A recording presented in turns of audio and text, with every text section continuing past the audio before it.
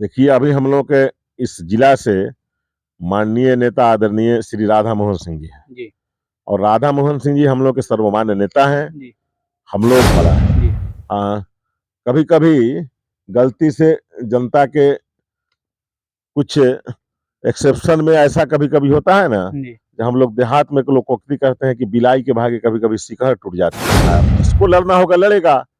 जो भी महागठबंधन या किसी पार्टी के उम्मीदवार होंगे हम लोग के खिलाफ में जो आएंगे उनसे हम लोग लड़ेंगे और इन लोग को तय करने में बहुत समय लग जाएगा। अंत में जाके कुछ तय भी होगा। तो अब लगातार देख रहे हैं और जो हमसे हारे हैं जिनकी आप चर्चा कर रहे हैं, देख रहे हैं लगातार किस प्रकार का उनका भी बयान आता है। लगता है कि नीतीश कुमार जी। इनको भी अपना शागिर्द बना लिए हुए हैं। कहियो फैटा फैटी, कहियो पीटा पीटी, कहियो वो विजय भी होंगे।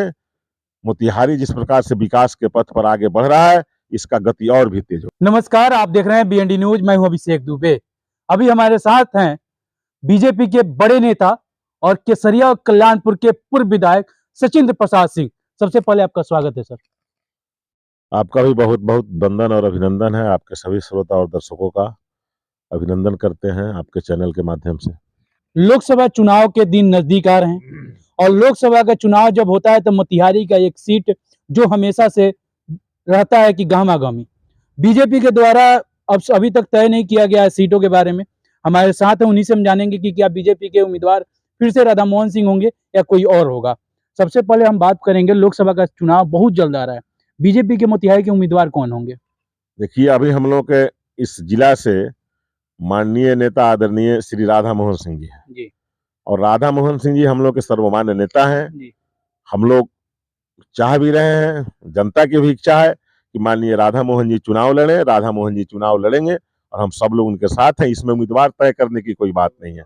आप जानते हैं कि राधा मोहन जी एक पार्टी में, बीजेपी में आज उनका कद क्या है।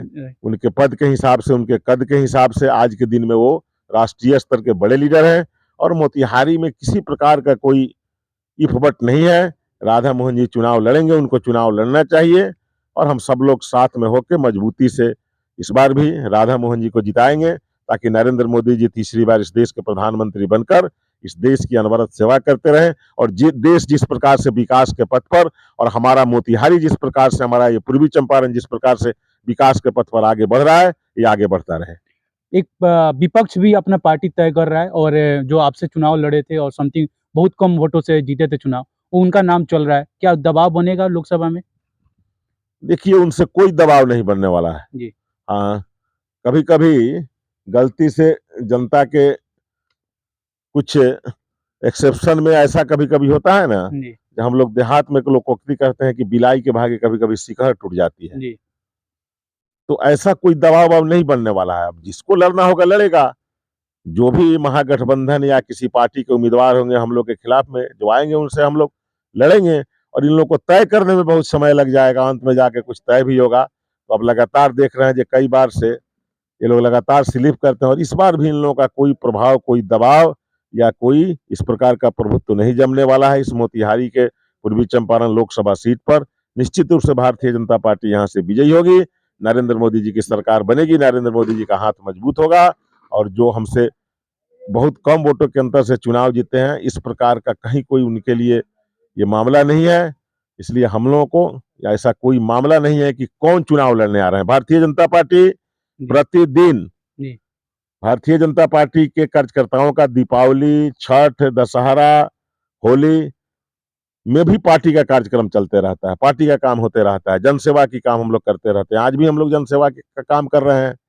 हुँ, आज भी हम लोग समाज के बीच में है। पार्टी का हमारा कार्यक्रम चलते रहता है और वो लोगों को तय होना है, उसके बाद आना है, कौन आएंगे, किस प्रकार से आएंगे।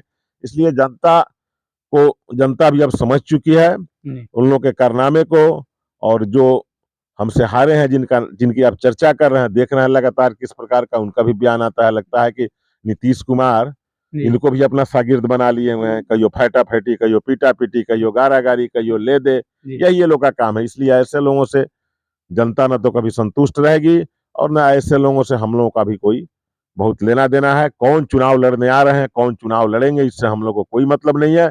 जो चुनाव लड़ने आएंगे मजबूती से हम लोग लड़ेंगे। उनका क्या होगा नहीं होगा ये तो जनता बराबर बताती रही है और इस बार भी जनता बीजेपी के पक्ष में ही निर्णय करेगी। नरेंद्र मोदी इस देश की जरूरत है।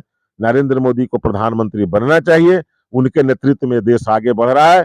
इसलिए इस बार भी जनता नरेंद्र मोदी को स्वीकार करके आदरणीय राधा मोहन जी को निश्चित रूप से यहाँ चुनाव जिताएगी और भारतीय जनता पार्टी का विजय होगा। यानी मोतिहारी से राधा मोहन सिंह विजयी निश्चित रूप से राधा मोहन जी लड़ेंगे और वो विजयी भी होंगे। मोतिहारी जिस प्रकार से विकास के पथ पर आगे बढ़ रहा है, इसका गति और भी तेज होगा। ये बहुत बहुत धन्यवाद, आपने टाइम दिया है, बात किया इस पर बहुत बहुत धन्यवाद। चलिए, आपका भी बहुत बहुत धन्यवाद। आप आप देख रहे थे BND न्यूज, मैं हूं अभिषेक दुबे। जय हिंद।